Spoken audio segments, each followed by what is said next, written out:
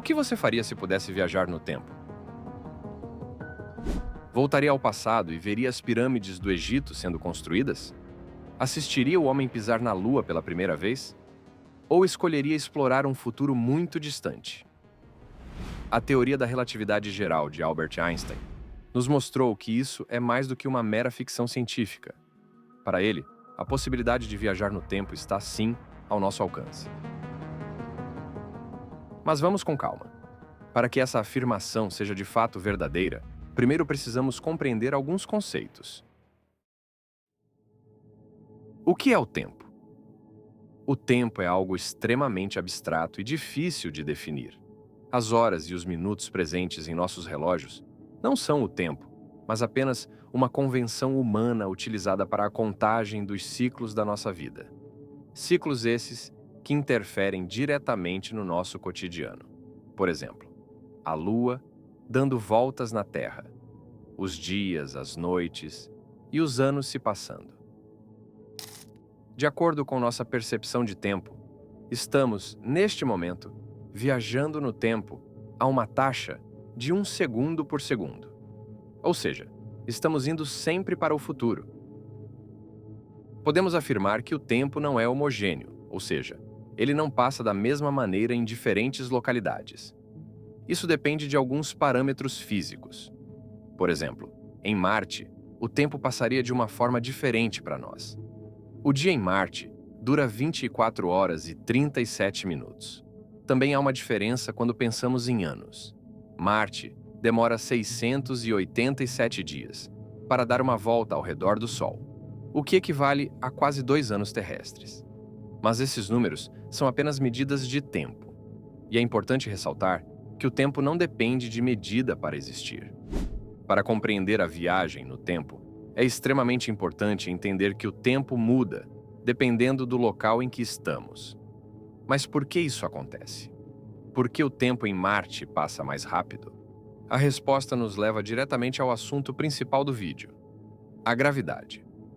Após a publicação da teoria da relatividade restrita, em 1905, o matemático Minkowski, professor de Einstein, reinterpretou as ideias da teoria sob um ponto de vista geométrico.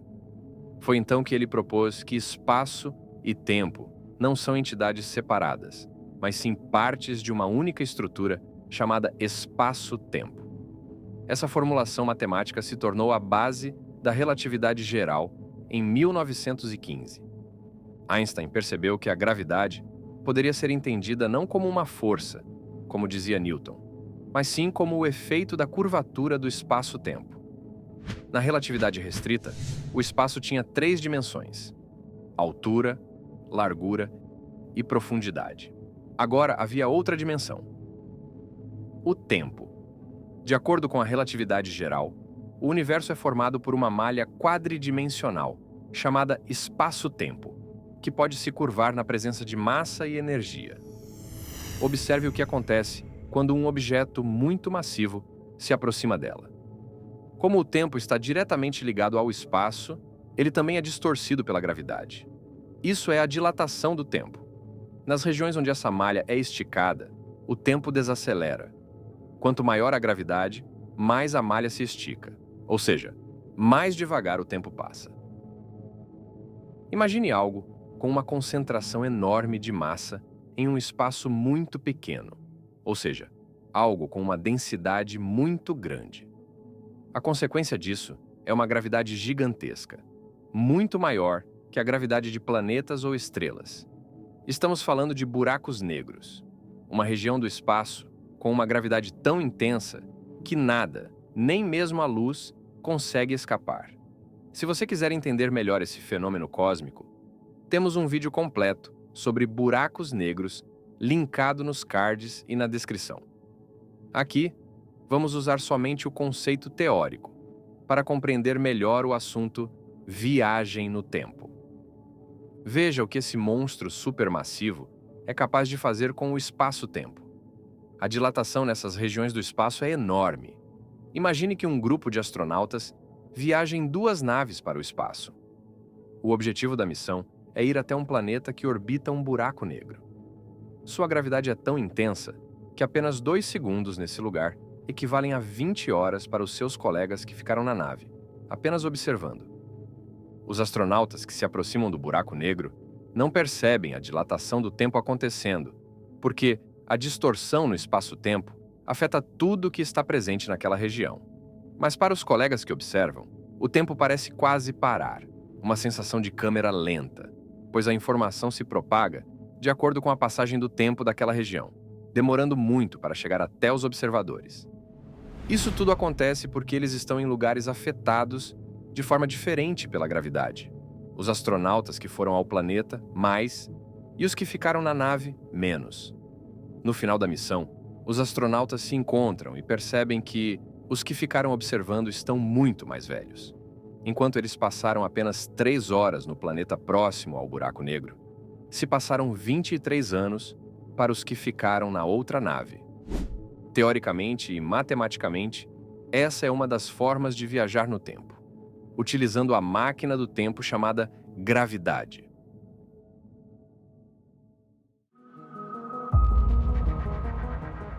Mas há outra forma de viajar para o futuro, e ela é a base de toda a teoria da relatividade de Einstein: a velocidade da luz. É nela que o universo inteiro se organiza. Einstein descobriu que a luz, ao viajar pelo vácuo, sempre se move à mesma velocidade, cerca de 300 mil quilômetros por segundo. E o mais impressionante é que essa velocidade é a mesma para todos. Não importa se você está parado, correndo ou dentro de um foguete a 150 mil quilômetros por segundo. Para que isso seja possível, o universo precisa ajustar algo, e ele ajusta exatamente o espaço-tempo. Quando algo se move muito rápido, o tempo passa mais devagar para ele, e as distâncias parecem encolher. É assim que o espaço e o tempo se dobram para manter a velocidade da luz sempre constante. Essa descoberta mudou completamente nossa visão da realidade. Einstein percebeu que nada pode ultrapassar a velocidade da luz, porque quanto mais rápido um corpo se move, mais energia ele precisa. E ao chegar perto dessa velocidade, a energia necessária se tornaria infinita. A luz pode fazer isso apenas porque não tem massa, ela é pura energia. Foi a partir daí que nasceu uma das equações mais famosas do mundo, mostrando que energia e massa são, na verdade, a mesma coisa em formas diferentes.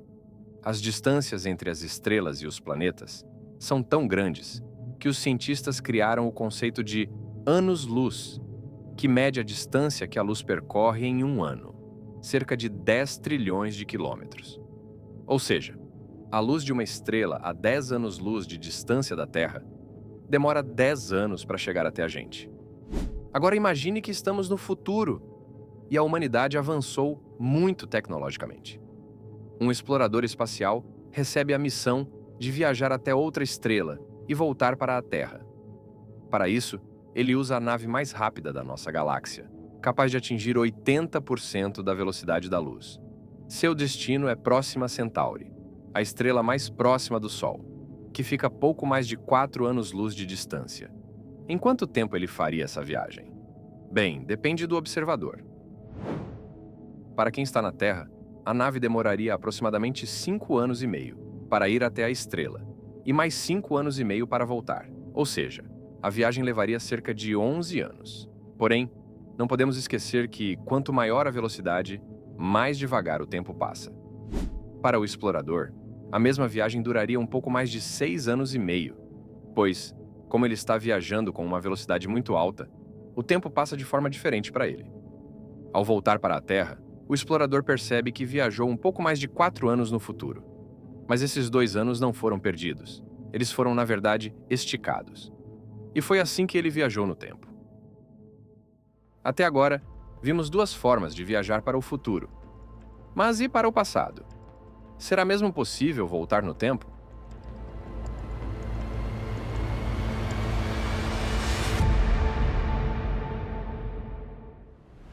Curiosamente, é possível encontrar na relatividade geral de Einstein resultados matemáticos que possibilitariam retornar no tempo.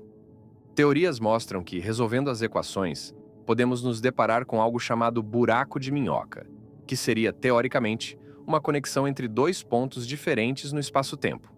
Nas condições certas, isso poderia funcionar como um túnel temporal, com uma de suas extremidades no presente e outra no passado, onde uma pessoa poderia entrar nesse túnel e voltar no tempo, permitindo assim uma viagem ao passado. Mas isso é extremamente improvável. E aqui eu deixo um vídeo nos cards e na descrição, para que você assista e entenda como um buraco de minhoca pode existir e tudo o que é necessário para criá-lo. Basicamente, precisaríamos avançar muito tecnologicamente para poder criar algo semelhante. Além disso, na prática, há um grande obstáculo capaz de impedir esse tipo de viagem: a segunda lei da termodinâmica, conhecida como entropia. Ela é a medida da desordem do universo e sempre aumenta com o tempo, criando a chamada flecha do tempo, que faz o tempo seguir apenas e unicamente para frente. Um exemplo simples é um copo caindo e se quebrando no chão. Depois que ele se quebra, os estilhaços se espalham, aumentando a desordem do universo. Mesmo que fosse possível viajar no tempo, a entropia impede que os estilhaços se reorganizem sozinhos para formar o copo novamente, tornando assim impossível voltar ao passado. Ou, pelo menos, muito improvável.